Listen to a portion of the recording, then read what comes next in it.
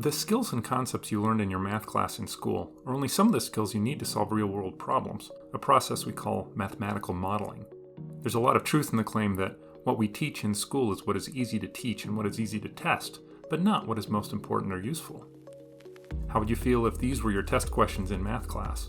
Who should political candidates campaign to in order to win the election? Or what is the optimal spacing of bus stops along a route? Most students would consider these unfair test questions because there's no straightforward process to find a solution, but there is a process, just not one that looks like what you were taught in school.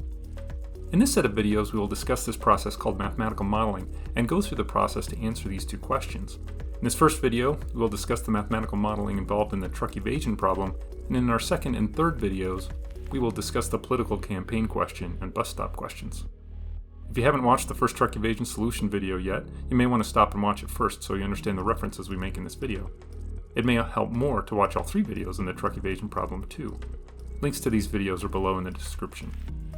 On the surface, these two questions about campaigns and bus stops don't seem too compelling, but it is amazing how such a simple mathematical model can predict behavior of politicians, and the distance between bus stops could greatly affect how successful the route is.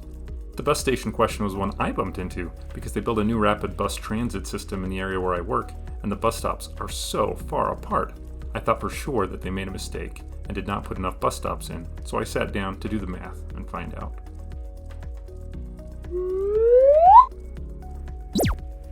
Many people, mainly professors, have tried to describe the mathematical modeling process.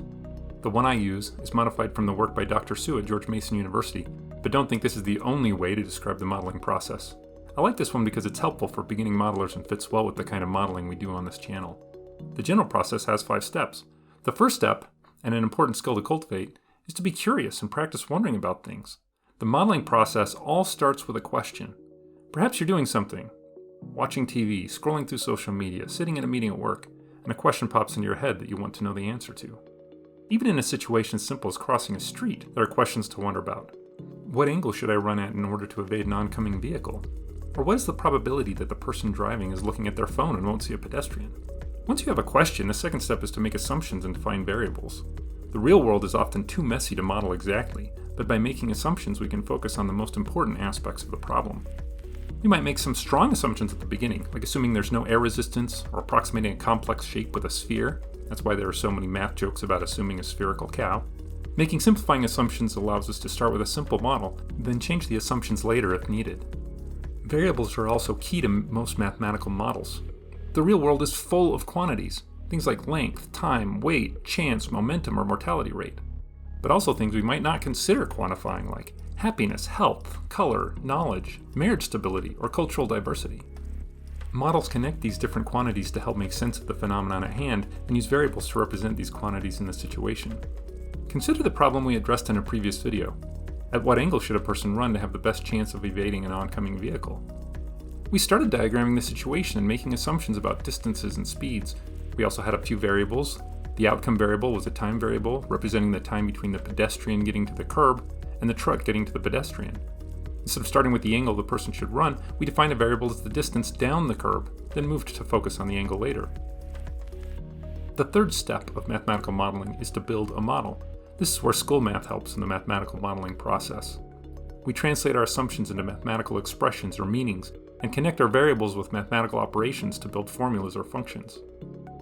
We might make an assumption that the relationship between two quantities is linear or quadratic or exponential, and use those assumptions to build the model. Other times it requires problem solving to develop the model based on relationships in the situation, like analyzing relationships in a geometric drawing. In the truck evasion problem, we used school math ideas, like the equation rate times time equals distance, and the Pythagorean theorem, to build our model and calculate our outcome. We then used a protractor to check our answer, and in later videos, we used trig functions to build a more general model by representing the distances and speeds with variables. The fourth step in the process is to analyze or solve the model, then interpret the answer. Once we have a model, we can use it to answer our questions and to understand the situations. Sometimes that involves some computation, maybe looking at graphs, analyzing expressions, or manipulating expressions to put them in a different form to make them easier to understand. For the truck evasion problem, we began by picking different points on the curb and calculated the time the pedestrian was safe on the curb, trying to find the spot on the curb that would maximize that time. Later, we graphed a function to find the optimal angle and changed distance and speed values in the function to see how that affected the answer. We even used calculus to derive a formula for the optimal angle given the speeds of the truck and the pedestrian, and then analyzed the expression to see why the initial distance between the pedestrian and the truck didn't affect the optimal angle. The fifth step in the process is to revise and refine the model, and if applicable, report the results to others. Modeling often involves multiple rounds, changing assumptions, trying to make a more general model, or verifying the results with actual data. Or sometimes the assumptions in our model were oversimplified and give an answer that doesn't make sense, so we have to modify our assumptions and modify the model.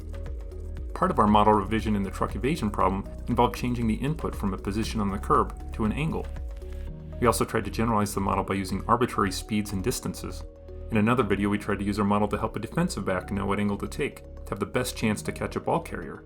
In that situation, the model gave an answer that didn't make any sense in the situation. The interpretation of the solution was for the DB to run straight down the field and never make the tackle, so we had to change the approach for that situation. This is the basic process of mathematical modeling. In practice, it doesn't always follow the steps in order. As in any problem-solving situation, there tends to be some jumping around. When I'm solving real-world problems, it's often a bumpy ride, not as smooth as we make it seem in our videos. Sometimes I make mistakes or make a bad assumption, or try to generalize too soon and get bogged down. Sometimes I make bad interpretations and that leads me astray. Or perhaps I anticipate the result, but my overconfidence gets in the way of understanding what is really going on. Or it might be hard for me to know which mathematical representation to use to best help me understand what's going on. Don't expect mathematical modeling to be clean. Expect it to be an adventure, and have fun with it. What differences do you find between school math and real-world math? Include them in the comments below. What changes would you like to see in school math to make it more relevant? Thank you for watching. Please subscribe and share our videos. Be sure to follow Math the World on Twitter, Instagram, and Facebook. Thank you so much for your support.